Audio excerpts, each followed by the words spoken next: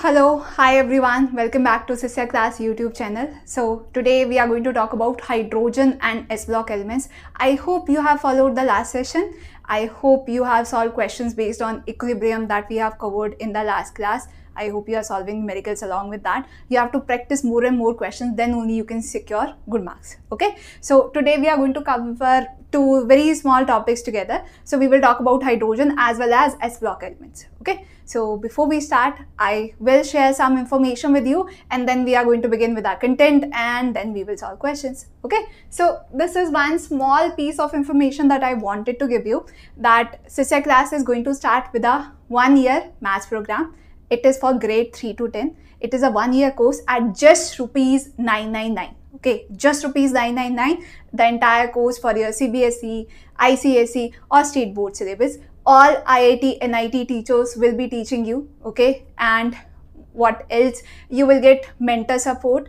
You can get help of Sysya AI as well. If you scan this code and download our app, then you can start asking questions, doubts. There is option to do text to text doubt solving, speech to text doubt solving, image to text doubt solving also. Okay, so the course will start from 5th May. You can enroll. All right, now once we are done with this information, let me introduce myself. All those who are following the EAPCET series, they already know about me, but all those who have joined us today, we are covering all the topics from chemistry which are going to be asked in your EAPCET syllabus. So we have covered a lot of chapters so far. Now today we are going to talk about hydrogen and S block elements. Okay, so before we start, let me give my brief introduction. My name is Niti Narwal.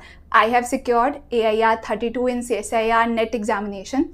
I have 6+ years of experience teaching JEE, NEET and other competitive examinations, and in today's session we are going to talk about EAPCET. So let's start. Let's begin with our hydrogen and S block elements. So what we have to discuss today. So in this chapter we don't have a lot of numericals. Obviously there are a lot of facts that you have to remember which can be asked directly. So the chapter is very easy peasy.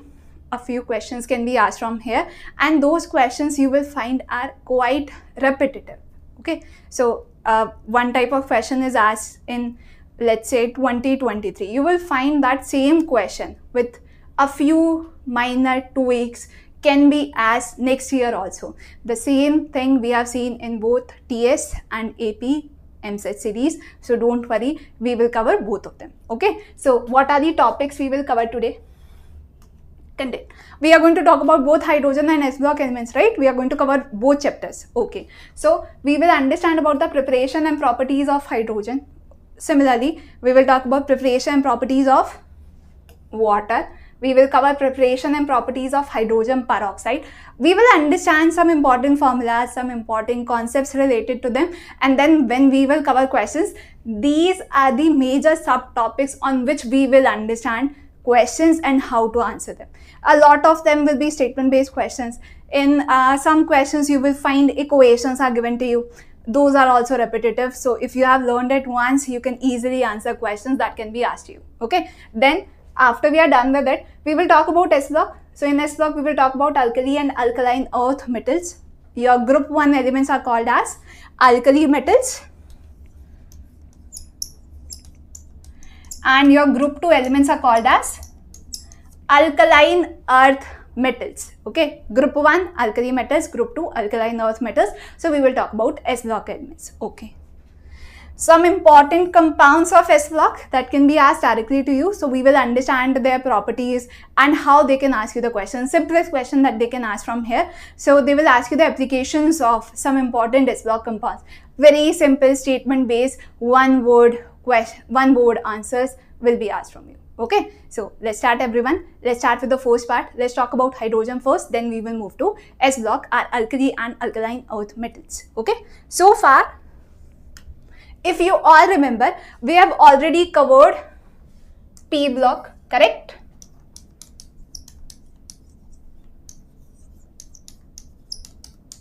So if you have not seen that particular session, it is available on our YouTube channel. You can go back to it. You can understand the concepts we have covered there. You can solve the questions that we have covered there and practice some more questions. So this part is already done. Please revisit it if you have not seen it.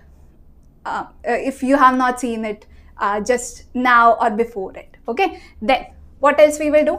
We have also done D and F block elements. Okay, if you have seen this also, great. If you have not, then please revisit that session also. You will understand about D and F block elements there, and we have covered coordination compounds also with them. Okay, so we are done with this also.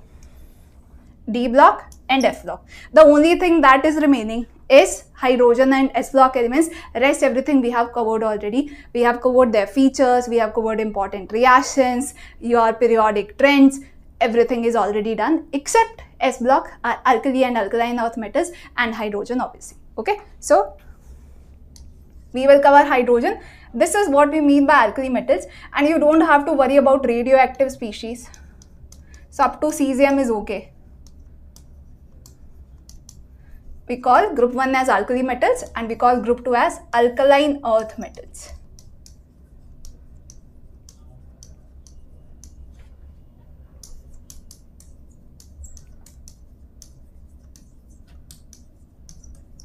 Okay, so we will cover these two things in today's class. So group 1 and group 2.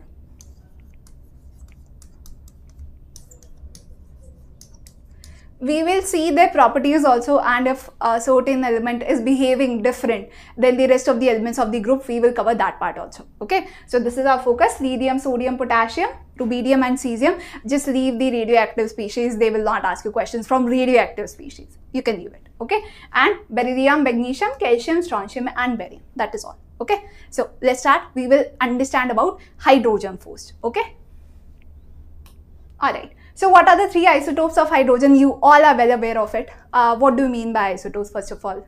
Do we know about that? We have covered it in our previous sessions. We have covered the concept of isotopes also, but let's revise it. Okay, so isotopes, can we see? Atomic number is same, but the mass number is different. Same atomic number. So this is a very basic piece of information that you already know about, but still. But different mass number. And we also understand how to represent an element, right? Mass number, atomic number, this is your element X. Okay, so we have protium, atomic number 1, mass number is also 1. Deuterium, atomic number 1, mass number 2. We can also write it as capital D. We have tritium, atomic number 1, mass number 3. We can also write it as capital T. Out of these three isotopes, which one is found more predominantly? Which one has greater percentage abundance? Can we comment about that? Yes, protium. Okay, so see, 99.98% amount which isotope is present, protium. This is the most common one. Do we have to remember the exact percentage? No. You don't have to remember the exact percentage, but you should know about this information. Yes, protium is present predominantly. Okay, so we have protium, there are no neutrons. Then we have deuterium. See the percentage again. You don't have to memorize, you just have to know protium is found most abundantly in nature. Okay, then why are we saying that we don't have any neutrons? How do we find out that how many neutrons are present in a particular element? We have done this also, but let's revise it. See, the number of protons are same as atomic number. Okay, you should know this thing. And number of neutrons are mass number minus atomic number. Okay, we understand that also. What about number of electrons? Number of electrons are same as number of protons for a neutral species. Okay, so number of protons are same as number of electrons for a neutral species.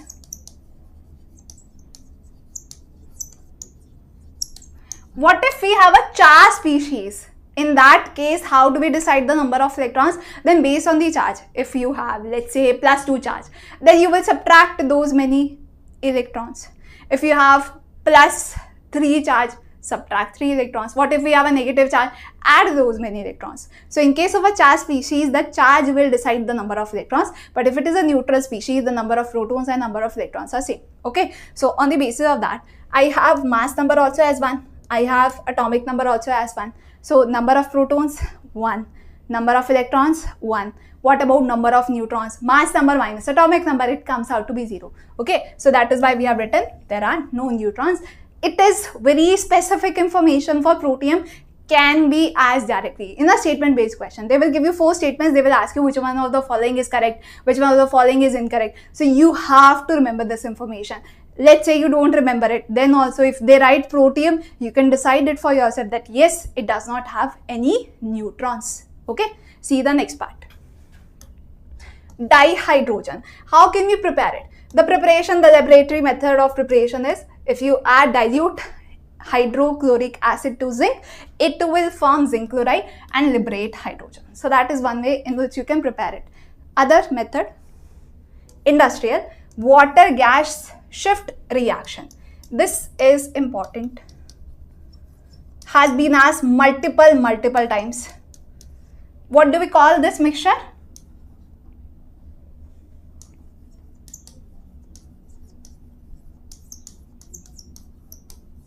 So if they ask you what is syngas, what is water gas, what you will write? You will write it is a mixture of,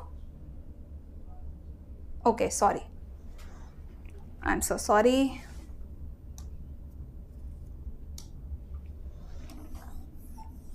It is a mixture of, I will write it here.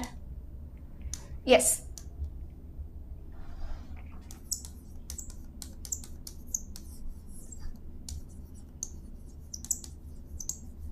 Okay, this is water gas, this is syngas. Okay, can be asked you. So I wanted to give you that information. Not this one. This is CO2 plus H2. Different. Okay. So what is water gas shift reaction? Carbon monoxide plus water gives you carbon dioxide plus it liberates hydrogen gas. This is one method of preparation of hydrogen.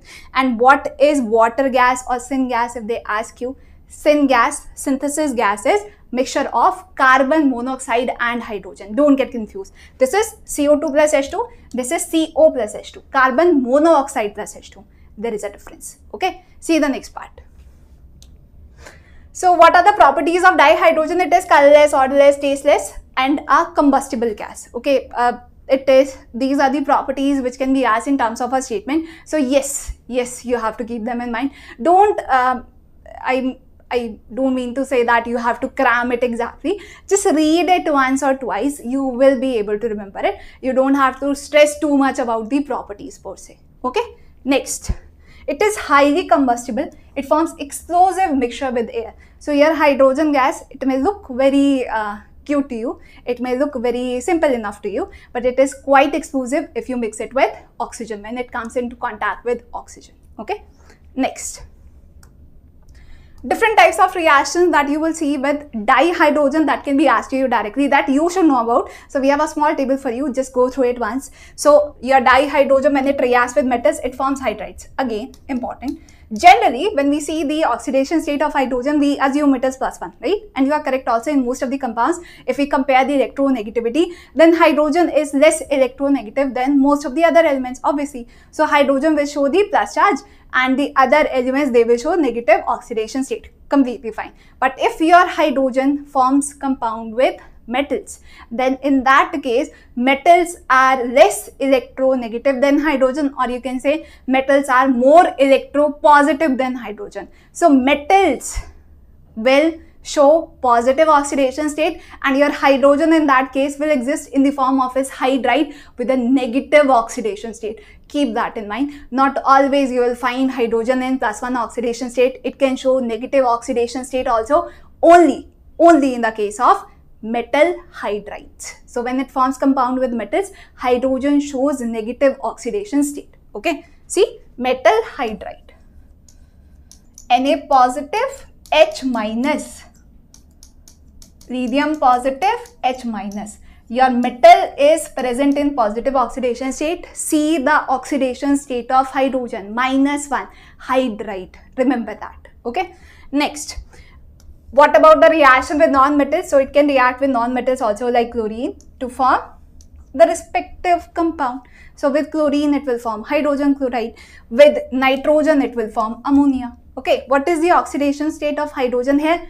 +1. That is okay. With non-metals it will show positive oxidation state. With all the other elements, hydrogen will show positive oxidation state for sure. But if you form a compound with metal, then it will form metal hydride, and hydride will have hydrogen in negative oxidation state. Please remember that. Okay, next, it can behave as a good reducing agent also. What is the function of a reducing agent? Reducing agent reduces others, itself undergoes oxidation. This is what we understand by reducing agent, right?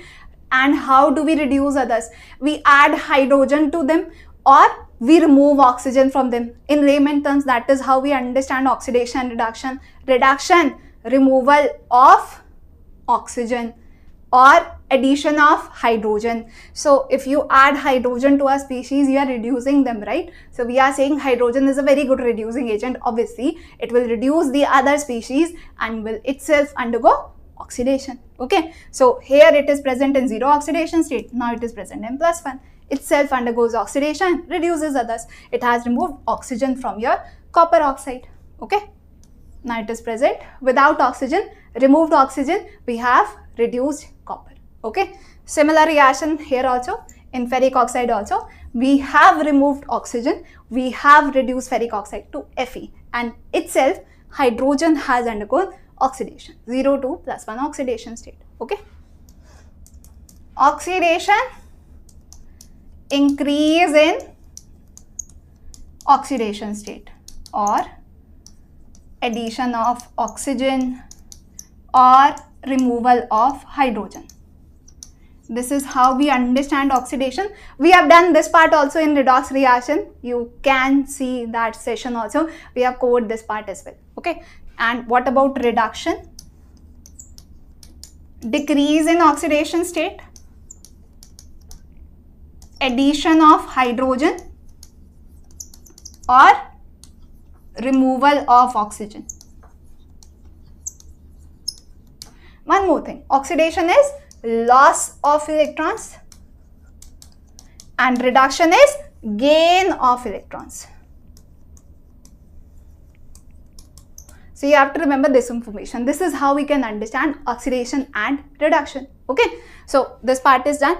These are some of the reactions which are shown by dihydrogen that you should know about. Okay, now let's see the next part. Now, different types of hydrides which are formed by different types of compounds which are formed by dihydrogen, and they will ask you this question, has been asked multiple times. So you should know their nature, whether it is covalent, whether it is ionic, metallic, polymeric, can be asked you. So we have written everything in a table so that you can remember the information easily. Okay, so please see.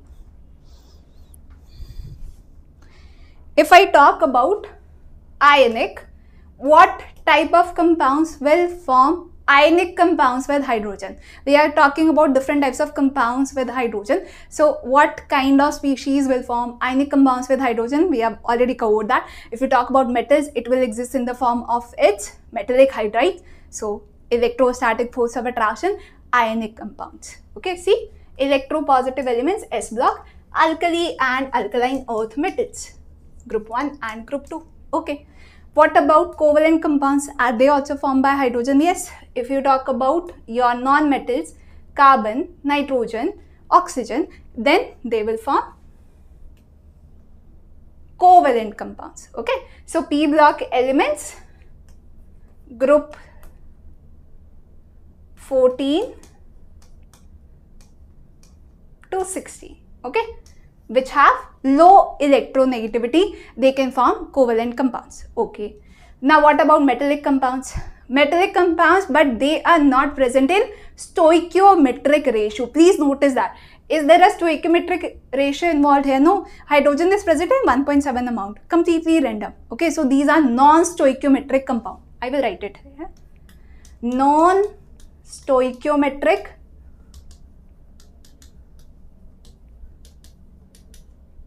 And they may ask you this thing. Okay, so transition metals will form these kind of non-stoichiometric or interstitial compounds. Okay, then polymeric compounds are also possible. Okay, so with beryllium, with aluminium,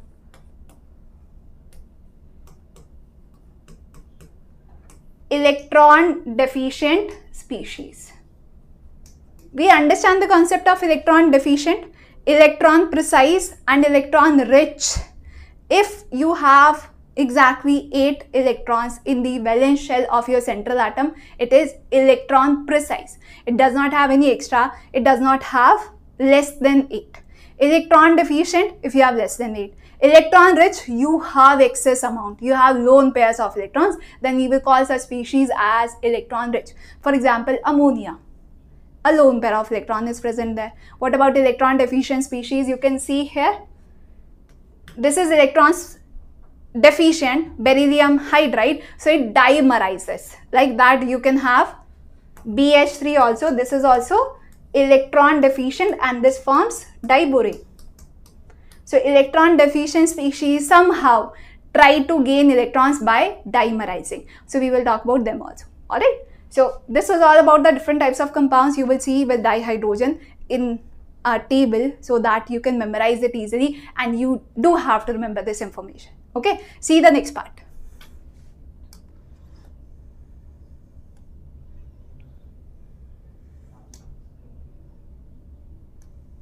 Right. Then we will see questions based on hardness of water. First of all, very simple question that they may ask you, that what is responsible for the hardness of water? So what type of ions are present there? Simplest question. So hardness of water is because of the presence of calcium and magnesium salts. Now that hardness can be further classified into temporary hardness and permanent hardness. Temporary hardness is because of bicarbonate salts. Temporary hardness is because of bicarbonate salts. Permanent hardness is because of sulfates, chlorides which are present in your reaction. Okay, or your mixture, whatever you have taken. Simple. Alright. So hardness of water because of calcium and magnesium salts, which can be further classified into temporary and permanent hardness, and there are different ways in which you can remove temporary and permanent hardness. Okay, so temporary hardness, see, because of bicarbonate, it can be removed by boiling. Very simple to remove temporary hardness. But permanent hardness, it requires special methods. Characteristic methods are required to remove permanent hardness because of sulfate and chlorides. Okay. So, permanent hardness because of sulfate, because of chlorides, it is removed by washing soda, sodium carbonate, ion exchange resin, Clark's method, multiple different ways from where they can ask you a question. So, we will cover such questions also in today's session. But you have to remember the name of the methods and what are we trying to remove, temporary or permanent hardness. Okay, see the next part. Then let's talk about hydrogen peroxide. From hydrogen peroxide, one question that has been asked multiple times regarding its dihedral angle. We will cover that also. But before that, we see the preparation part. How can we prepare it in laboratory? We can take sodium peroxide. We will react it with sulfuric acid, and that can help us to prepare hydrogen peroxide. You will find that we have to learn so many reactions. You have to, sometimes they ask you the reaction directly, but not a large number of reactions you have to memorize. Only the preparation and some of the important reactions related to their properties. That is all you have to remember, not the entire booklet. You don't have to do that. Okay. Next, commercial method. Electrolysis of 50% sulfuric acid can also give you hydrogen peroxide. So these are some of the ways in which you can prepare hydrogen peroxide that you have to keep in mind, can be asked. Okay, now let's talk about that important part, dihedral angle. First of all, you have to understand what do you mean by dihedral angle. It is not the bond angle, first of all. Okay, please don't confuse your bond angle with dihedral angle. What is bond angle? Let's say this angle that you see here,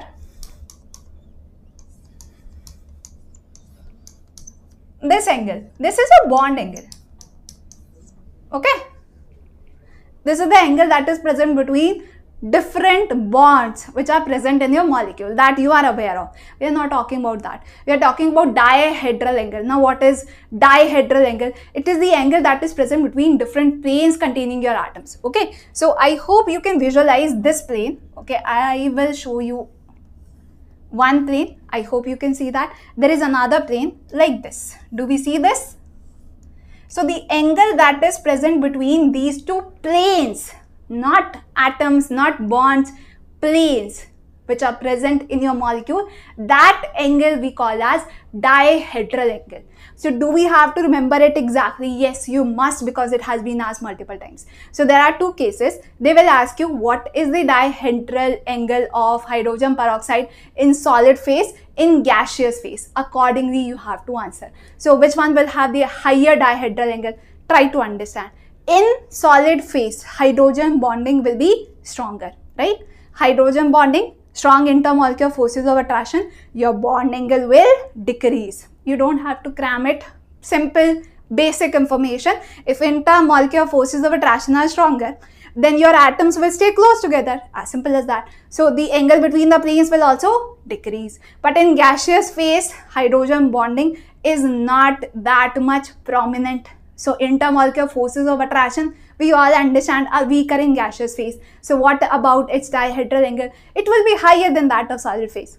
Simple information. So now can we remember that in solid phase, dihedral angle is less than that of gaseous phase. Do we have to remember the exact value? Now you can easily remember it. So this dihedral angle that we have shown here, this is in solid phase. Okay. We have a table also, but I wanted to show you the two planes so that you can understand it clearly. Okay. Now see. Dihedral angle, please make a star mark. Has been asked before. In gaseous phase, see that dihedral angle is more than that of solid phase. This is what we were talking about. Okay. So in solid phase, intermolecular forces of attraction are stronger because of hydrogen bonding.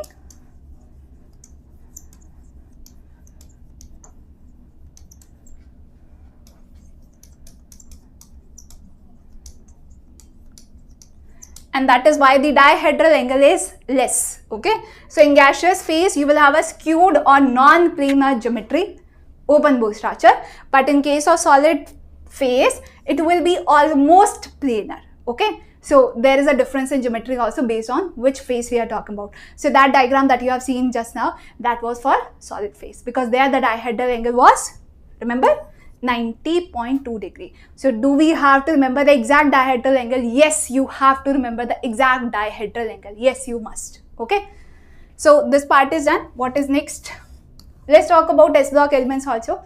This is the second part that we have to cover, on which we will solve questions today. So in S block, we have group 1 and group 2. Group 1 belongs to alkali metals. Group 2 belongs to alkaline earth metals. Okay. So in alkali metals, what is the trend of atomic and ionic size? That you have to remember. Very similar to what you have seen in P block also. But if you have any exception, we will cover that also. Okay. So if we talk about atomic and ionic size, we are just talking about group 1.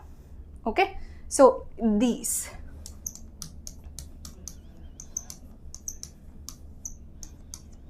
Okay. Group 1. Lithium, sodium, potassium, rubidium, cesium. Okay.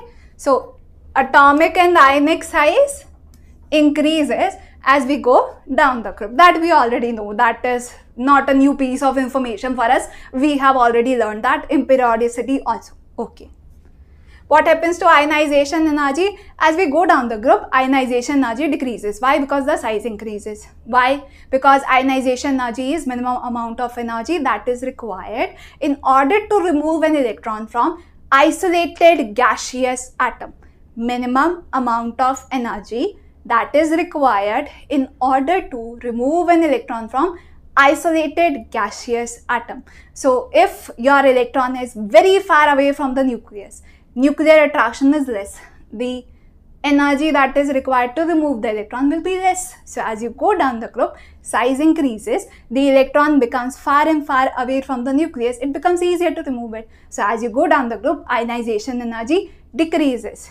Common sense, no need to cram it. Okay. What is next? reactivity.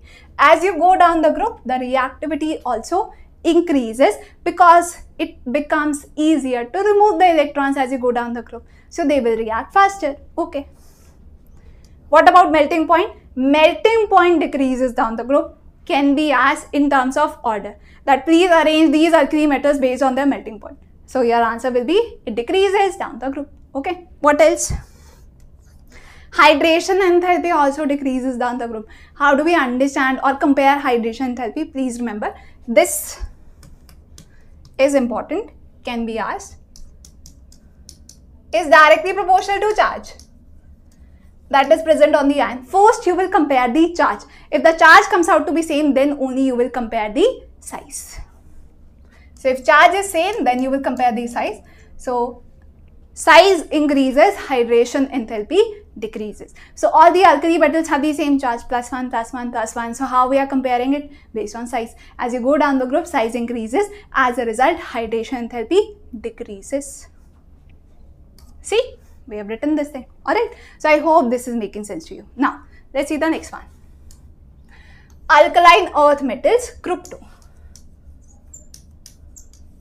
Now, compound, hydroxides, sulfates, carbonates, from where the question can be asked. So they will ask you their solubility, right? Arrange them in increasing or decreasing order. How will you answer them? You should know about that. Okay. So if we talk about group 1 solubility, hydroxides are soluble. Your group 2 elements, alkaline earth metals, if you talk about hydroxides of alkaline earth metals, their solubility will increase down the group. Can be as important. Okay. What about sulfates? Your group 1 sulfates are soluble. Great, good for us. What about group 2 elements and their sulfates? Their solubility decreases. Okay, so you have to remember this exact piece of information. They will ask you to compare it. They will ask you to arrange them in increasing or decreasing order. You should be well aware of this phenomena. Okay, then what about carbonates? Carbonates are also soluble. So for group 1, hydroxides, sulfates, carbonates, all of them are soluble. Great, we don't have to remember much. But for group 2, you have to focus on the exact hydroxide, sulfate, carbonate, and then you have to compare. Okay, so please remember that carbonates of group 2 alkaline earth metals are not soluble, can be asked in terms of a statement. Okay, so these are the properties of alkali and alkaline earth metals. A few more things.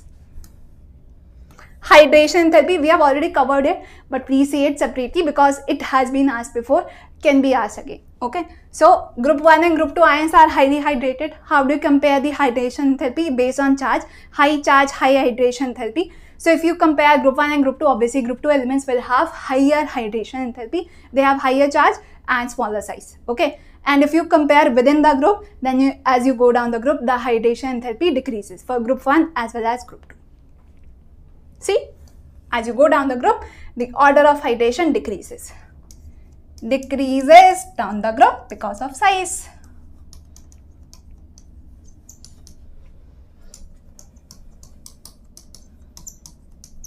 Alright, so this is the same order that you see in group 1 and group 2. Down the group, hydration enthalpy decreases. Okay, then lithium plus is most hydrated, and that explains the anomalous properties of lithium also. Lithium behaves differently from other elements of the same group. So it is different from sodium, potassium, rubidium, cesium. Why? Because it has high hydration enthalpy. That is one of the reasons that you should know about. Okay, now see the next part.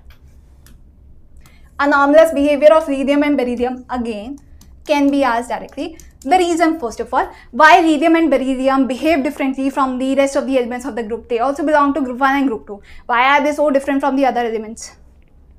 Because of their small size, high charge density, high ionization energy, and high hydration enthalpy, these elements will behave differently from the rest of the elements of the group. So we should know this information. Yes, you must remember this information. Okay, important, can be asked directly, everyone. All the points that we have covered today can be asked to you directly in the question, and you will find the same thing when we will cover questions today. Okay, so this is all about anomalous behavior of lithium and beryllium. So I hope this part is clear to all of us. I hope you will remember this information, note it down, revise it, and then solve questions based on it. Okay. What are the important compounds? That also we will talk about. So we have sodium carbonate, washing soda. It is alkaline and is used as a water softener. That is how they will ask you, what are the application on this compound? So this is how you will answer it. Okay. Then we have bicarbonate, sodium bicarbonate or baking soda. It is used as a mild antiseptic and obviously as a baking agent. Okay. Then we have sodium hydroxide. What is the common name of sodium hydroxide? Caustic soda. It is a strong base and it absorbs carbon dioxide. Okay. Potassium hydroxide. It is even stronger than sodium hydroxide. Okay. And NaCl, everybody knows, table salt. So these are some of the important compounds of S block elements that you should know about, and their applications, obviously, their properties, their uses that can be asked from you. Alright. What about group 2? Then in group 2 we have quicklime calcium oxide. It reacts with water to form calcium hydroxide. Okay. This reaction can be asked to you, has been asked before, and they can ask you its common name also. So you should know about it. What is quicklime calcium oxide? Okay. Then we have calcium hydroxide that you have prepared just now. We also call it as slake lime. It is used as a whitewash. Okay. Calcium carbonate limestone. You have seen it already in our homes. The marbles, they are calcium carbonate. And chalk that we use, that is also calcium carbonate. Okay. Plaster of Paris. What is the formula for plaster of Paris? Has been asked before. So please remember these important compounds. They will look very easy peasy to you. They are easy peasy obviously, but you have to remember them. Okay. So plaster of Paris sets to gypsum. Okay. Then gypsum, what is the formula? It is used in cement and plaster. Remember the formula. Exact water of hydration can be asked to you. So this is all about the content that we have to cover today. What we have done so far, we have learned about preparation and properties of hydrogen, preparation and properties of peroxide, and we have talked about its dihedral angle. Obviously, we have learned about alkali and alkaline earth metals, their trends as we go down the group, what are the different types of periodic properties that we see. Then we have also covered the different types of important compounds of alkali and alkaline earth metals. Now we will solve questions. Okay, let's begin. Let's start. Now you will find the questions very easy. Okay, you can answer them in seconds. So I want everyone to understand the question, read the question first and then answer. Okay, see. Which of the following sets are correctly matched? So you have diborane. It is the electron deficient hydride. I told you about this. BH3 is electron deficient. It dimerizes. So this part is okay. This is true. Ammonia is electron precise. No, ammonia has a lone pair of electrons. I told you about this as well. This is electron rich hydride. It acts as a Lewis base.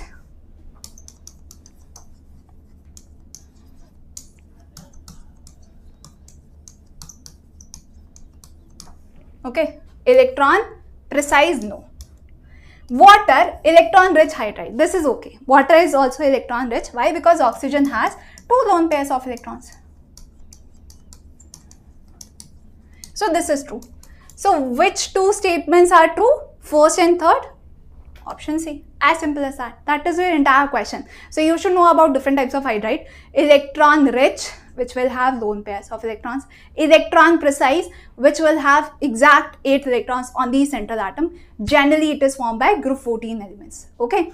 And then we will have electron deficient, group 13 elements, group 2 elements. They will generally form electron deficient hydrides. They will have less than 8 electrons on the central atom. And you are done. Okay. See the next question. Identify the incorrect statement.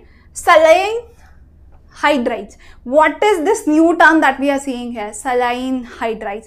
Ionic hydrides, everyone. Don't get confused that I have learned about this word for the very first time. No issues. Saline hydrides or ionic hydrides.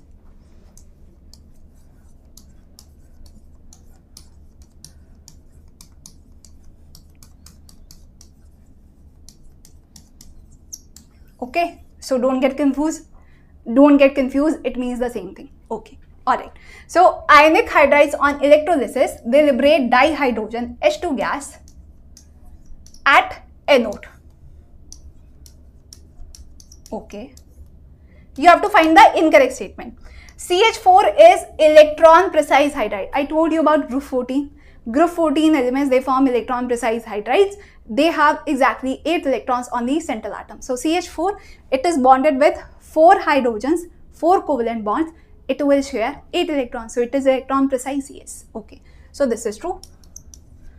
Chromium hydride conducts heat and electricity. That is also true. Okay. It is metallic hydride, right? Ions are present, they will conduct heat and electricity, completely fine. Okay, now read the last statement. Hydrides of group 15 elements will behave as Lewis acids. Group 15 elements like ammonia, phosphine, they have lone pairs of electrons, right? They are electron rich. Electron rich hydrides will behave like Lewis bases, not Lewis acids. Lewis acids are electron deficient. Lewis bases are electron rich. So this statement is wrong. It should be Lewis bases. And that was the question. Identify the incorrect statement. So you will say the option D is the incorrect statement. They should have written hydrides of group 15 will behave like Lewis bases, not acids. Okay. So move to the next question. The equation that represents coal gasification, this has been asked twice. Okay, so what is the coal gasification reaction? Now please remember it. Carbon plus water giving you carbon monoxide plus hydrogen. This is what we have learnt is called as syngas, remember? Synthesis gas. And this reaction is called as coal gasification reaction. If you pass steam over hot coal, it will give you carbon monoxide plus hydrogen. What I have said?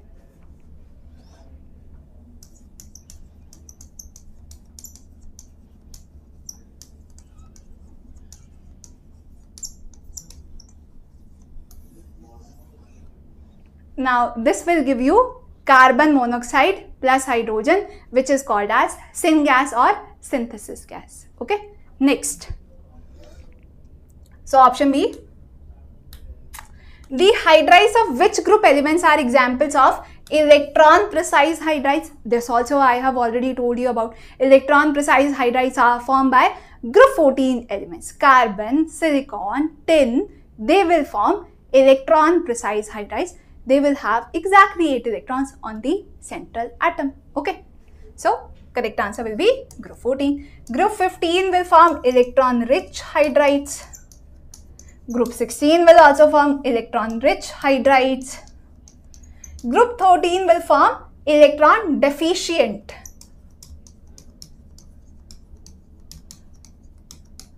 This will form electron deficient hydrides. So do we have to remember this? Now you have already memorized this fact. I have repeated this fact so many times in today's session only. So I hope you will remember it for your examination also. Just revise it once more. Okay. So group 14 elements will form electron precise hydrides. The correct answer is option A. And I have written what are the other type of hydrides which are possible from group 15, 16 and group 13. Okay.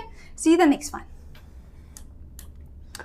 Among the following, the correct statements are, let's read, lithium hydride, beryllium hydride, magnesium hydride are ionic hydrides with significant covalent character. Yes. How do we compare covalent character? Fajan's rule, small size of the cation, high charge, then that cation along with your anion will show high covalent character. Greater polarizing power, anion will show greater polarizability, and together that compound will show high covalent character. So that is followed here. This statement is okay. Alright. So this is true. Fine. Ionic hydrides are volatile. What do you mean by volatile compounds? The compounds that can be easily converted into vapors are called as volatile compounds. So are ionic hydrides volatile? How can we say compound changes into vapor state easily? If the intermolecular forces of attraction are weak. If intermolecular forces of attraction are weak, you can easily break them and they will easily convert from their, let's say, liquid state to vapor state. So, if intermolecular forces of attraction are weak, then we are talking about ionic hydrides. In this, we have strong electrostatic force of attraction, right? So, this statement is wrong. Okay. Saline hydrides are non-volatile because they have strong electrostatic force of attraction. Ionic bonds, right?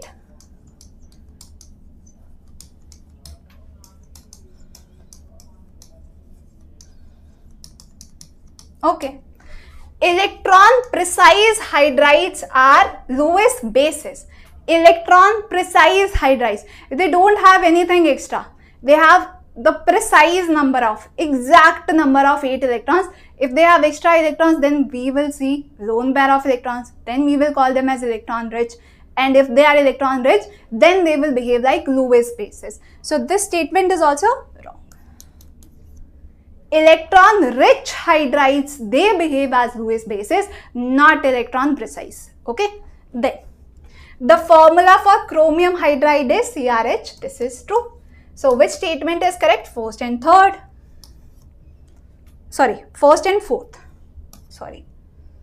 Yes, option C. First and fourth statement is correct.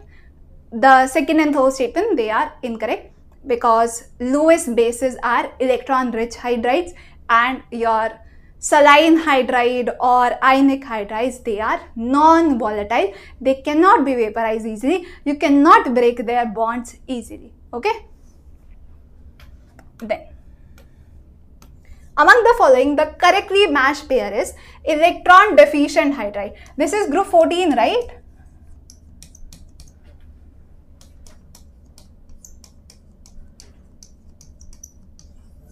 This is electron precise, not electron deficient. So this is wrong.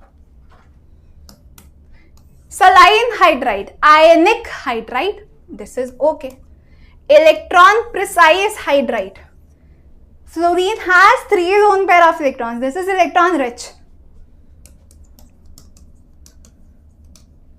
Electron rich hydride. This one is okay.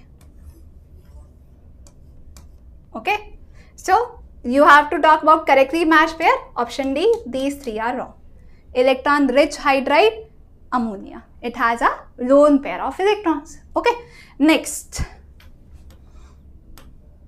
Identify the correct statements about the hydride. See, so many different questions are asked from the exact same thing. Electron precise, electron rich, or electron deficient. We are seeing the same thing again and again. Okay. Please see.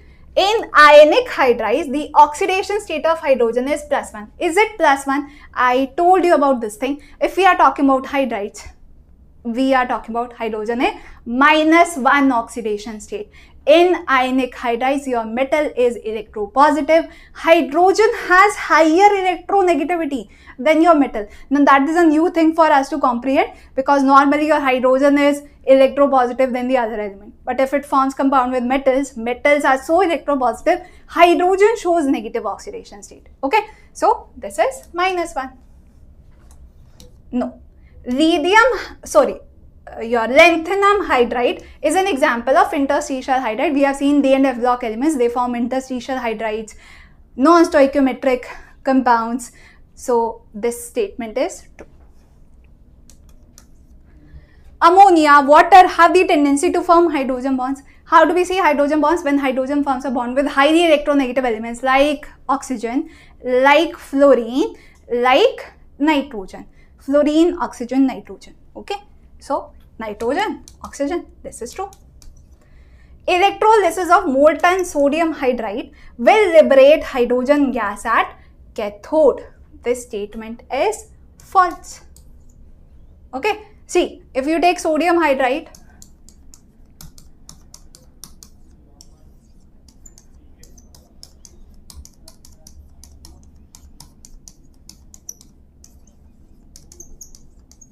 sodium metal is deposited at cathode, hydrogen gas is liberated at anode.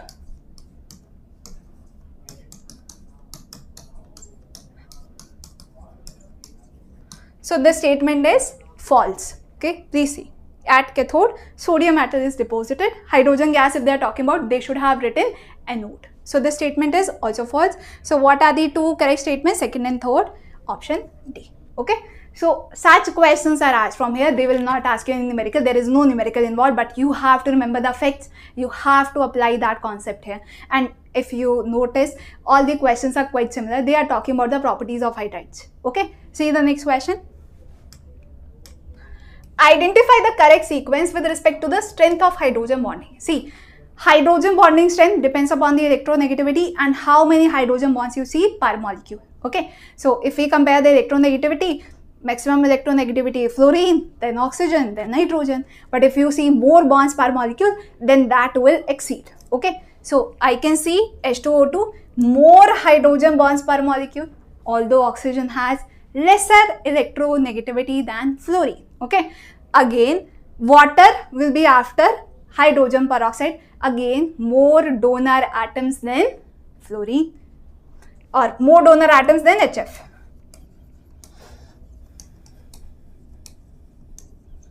H2S will not show hydrogen bonding, so leave this. Okay. So your correct order will be option A.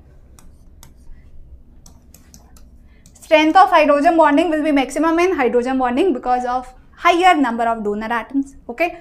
Then water, then hydrogen fluoride, and in the end you will have H2S.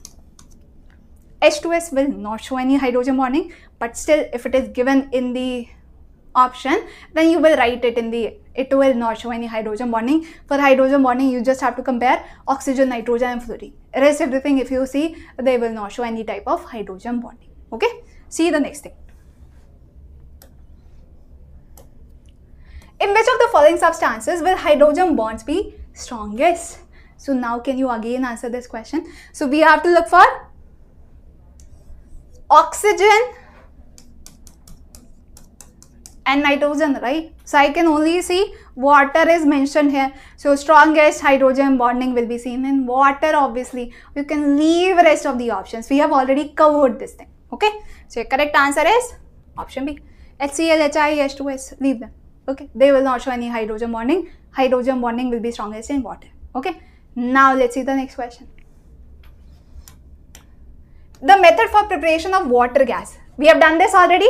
Remember? Syn gas, synthesis gas, water gas, coal gasification reaction. I told you this is very important, will be asked. So we have already covered one question. There is another question that is asking you the same thing. What is water gas? What is syn gas? How do you prepare it? So how do we prepare water gas? Coal plus water, hot coal plus steam gives you carbon monoxide plus hydrogen, which is known as water gas or syn gas. Okay. So which option is correct? Passing steam over hot coke. Okay.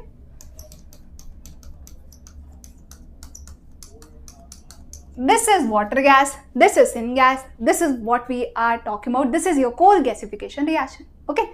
See the next question. The following methods can be used to remove permanent hardness of water. Temporary hardness of water is because of bicarbonates. Permanent hardness of water is because of sulfates and chlorides. Correct? How do we remove permanent hardness of water? We have specific methods by which we can remove them.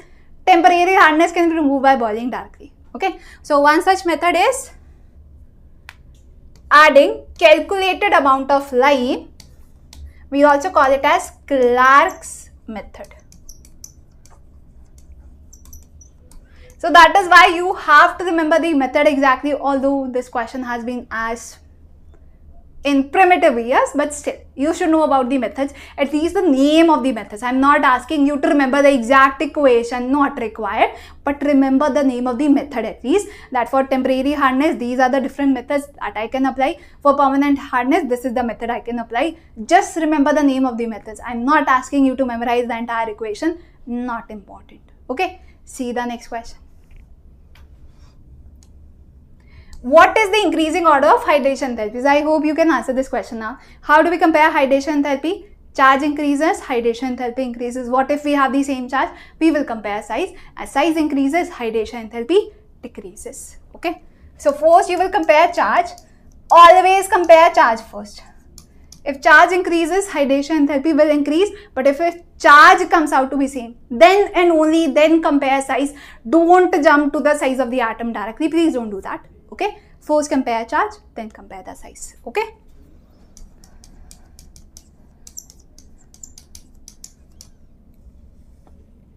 So if we compare the size increases, hydration enthalpy will decrease, right? So this is group 1.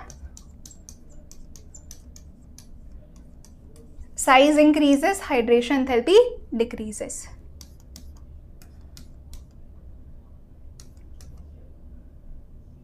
Okay, this order is wrong. Cesium, rubidium, potassium, sodium, lithium. Okay, this is correct. Okay, see, they have interchanged. Alright, please notice that. Okay, you will think yes, cesium is in the end, but the other elements are interchanged. So write down the entire S block, then compare to avoid any confusion. Okay, so option C is correct. Our size increases down the group, hydration enthalpy decreases. Okay, see the next one. The chemical name of calcul. Okay, a lot of question has been asked based on the formula for calcul. Please remember that. What is calcul? It is sodium hexametaphosphate.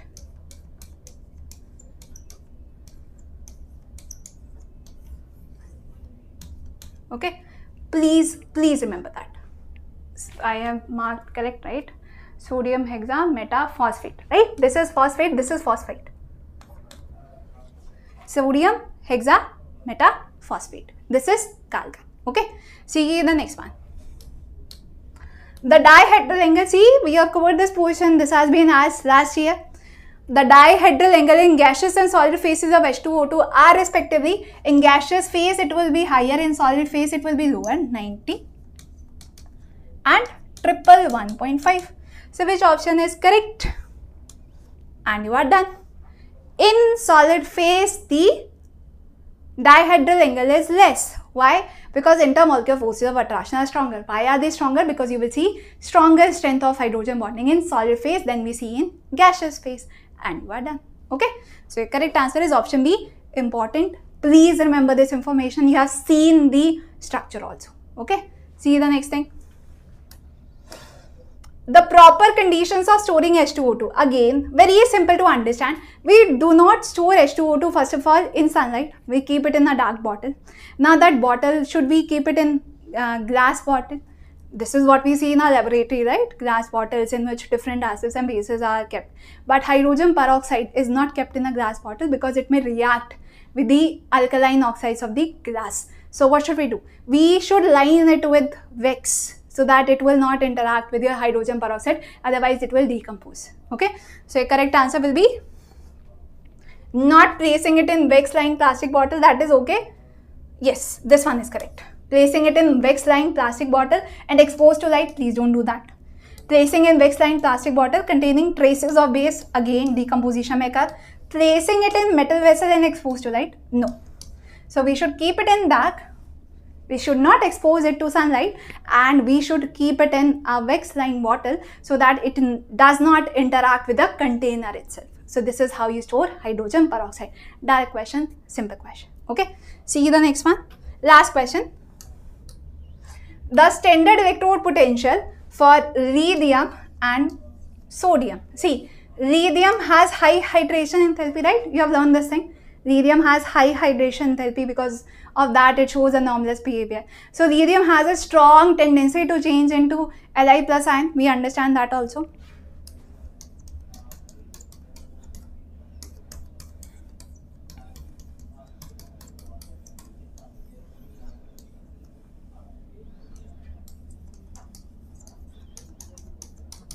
So this kind of transformation will have positive E naught, right? Higher E naught.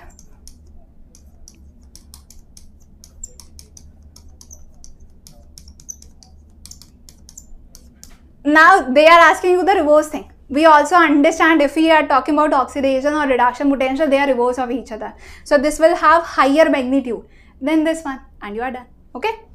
So your correct answer will be option A. Alright.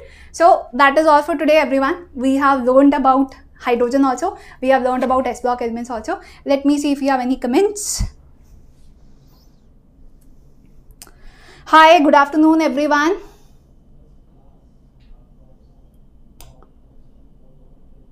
You have already done this, Mahesh. Okay, great. Like that, please. Yes, please solve the questions that have been asked before. Last 5-year questions are extremely important. So please do revise them. And obviously, we are going to cover in today's session, like hydrogen and s block elements. We will cover something different in the next class. We are going to talk about general organic chemistry in the next session. Okay, so that is all for today, everyone. I hope you understood everything we have covered today.